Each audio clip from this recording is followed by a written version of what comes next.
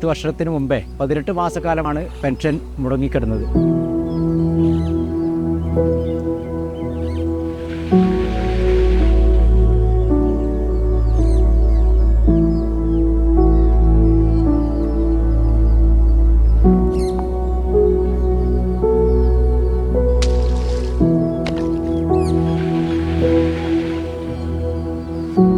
Pension കിട്ടുന്നത് നമുക്ക് സഹായം ചെയ്യുന്നത് തന്നെയല്ലേ അവർ.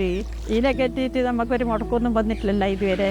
അതുകൊണ്ട് നമ്മൾ നല്ല ഇതായിട്ട് ജീവിക്കുന്നത്. കിട്ടിയിട്ടില്ലെങ്കിൽ നമുക്ക് ജീവിക്കാൻ കഴിയില്ല. കിട്ടുന്നതുകൊണ്ട് നല്ല ജീവമായിട്ട് നമ്മൾ ജീവിക്കുന്നത്.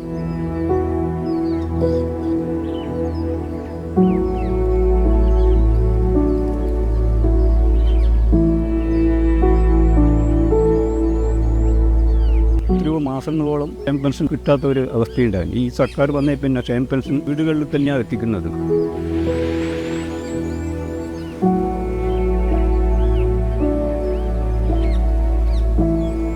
എന്നും ഈ മുന്നോട്ട് തന്നെ ഈ സർക്കാർ വരണം എന്നാണ് നിങ്ങളുടെ ആഗ്രഹം.